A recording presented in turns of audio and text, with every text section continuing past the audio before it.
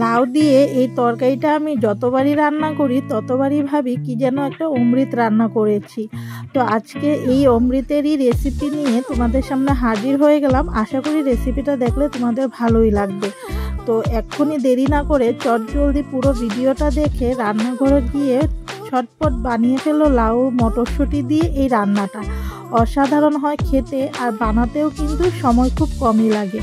নিরামিষ বলো আর আমিষ বলো, সব দিনেই কিন্তু রান্নাটা অনায়াসে করা যাবে। তাহলে চলো দেরি না করে রেসিপিটা দেখে নিই। তো প্রথমে কিন্তু কড়াই বসিয়ে দিয়ে গ্যাস অন না করার আগে কিন্তু আধা বাটি মসুর ডাল আমি ধুয়ে ভালো করে পরিষ্কার করে কড়াইয়ের মধ্যে দিয়ে দিলাম। তারপরে দিয়ে দিব পরিমাণ মতো জল। তো এখানে আমি ডালটা ফুটানোর জন্য 3 বাটি জল দিয়েছি।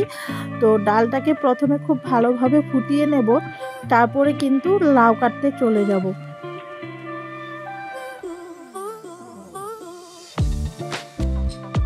জল দিয়ে গ্যাসটা অন করে কিন্তু হাই ফ্লেমে প্রথমে ডালটাকে একটা বলক আসতে দেবো। যখন উপর থেকে এরকম ফেনা ছাড়তে শুরু করবে তখন দিয়ে দেবো পরিমাণ মতো নুন, দিয়ে ঢাকা চাপা দিয়ে গ্যাসের ফ্লেমটা লোতে করে কিন্তু একবার ফুটিয়ে নেব। 10 থেকে 15 মিনিট সময় নিই।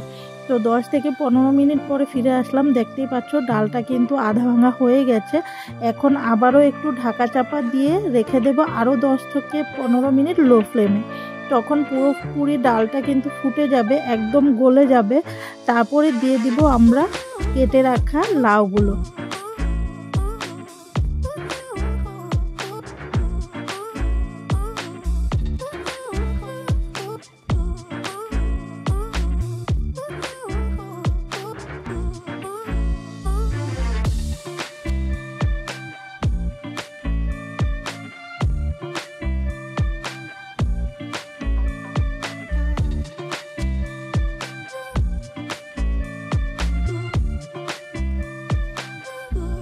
তো লাউগুলো কিন্তু এখানে দেওয়া হয়ে গেছে। তারপরে দিয়ে দিলাম হাফ বাটির মতো কড়াইশুঁটি। তো লাউগুলোকে কিন্তু তোমরা দেখতে পাচ্ছ আমি একদম সরু সরু করে পাতলা পাতলা করে কেটেছি। তো লাউ কাটাটা আর দেখানো হলো না তোমাদেরকে, আশা করি এটা সবাই পারবে। তো লাউ আর কড়াইশুঁটিটা দিয়ে কিন্তু খুন্তি দিয়ে খুব ভালোভাবে ডালের সাথে মিশিয়ে দিতে হবে। তারপরে যখন খুব ভালোভাবে বলক আসবে আবারও ঢাকা চাপা দিয়ে কিন্তু লাউ আর কড়াইশুঁটিটাকে খুব সুন্দর করে সেদ্ধ করে নিতে হবে ডালের সাথে।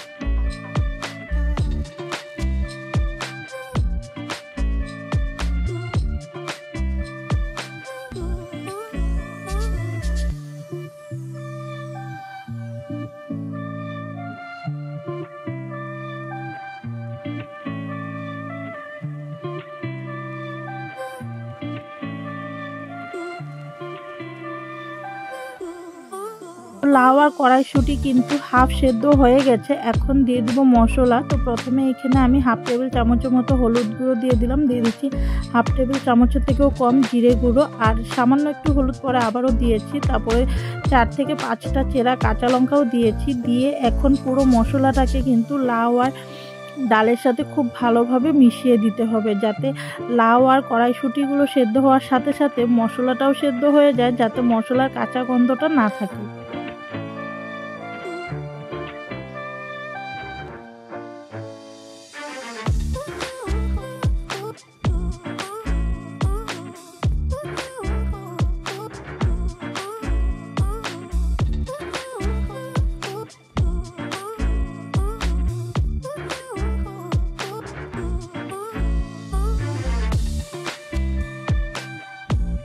তো মশলাটা খুব ভালোভাবে মিশিয়ে নিয়ে কিন্তু ঢাকা চাপা দিয়ে আবারও 10 মিনিটের মতো আমরা সেদ্ধ করে নেব।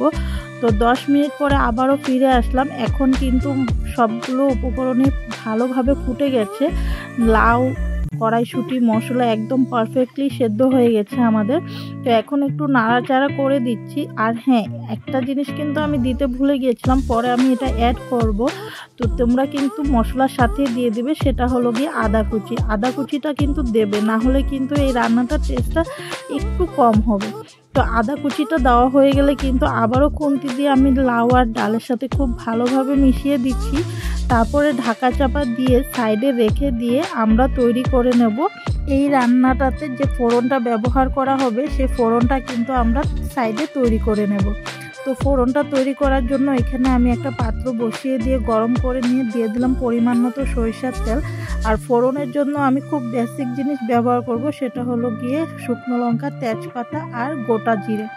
তো সবগুলো ফোড়নকে কিন্তু ভালোভাবে ভেজে নিয়ে দিয়ে দিব সামান্য একটু হিং দিলে নাকি রান্নার টেস্ট দ্বিগুণ হয়ে যায়, তাই হিংটা ব্যবহার করছি, তোমরা চাইলে স্কিপ করতে পারো। তো ফোড়নটা কিন্তু আমি ডালে দিয়ে দিয়েছিলাম, সেই ভিডিওটা স্কিপ হয়ে গেছে। তো ফোড়নটা দিয়ে কিন্তু আমি আবারও 2 থেকে 3 মিনিট একটু ফুটিয়ে নিয়ে নামিয়ে নিলেই তৈরি হয়ে যাবে আমাদের লাউ কড়াইশুঁটির ঘন্ট। তো আশা করি রেসিপিটা ভালো লাগবে। দেখা হচ্ছে ফাইনাল লুকে।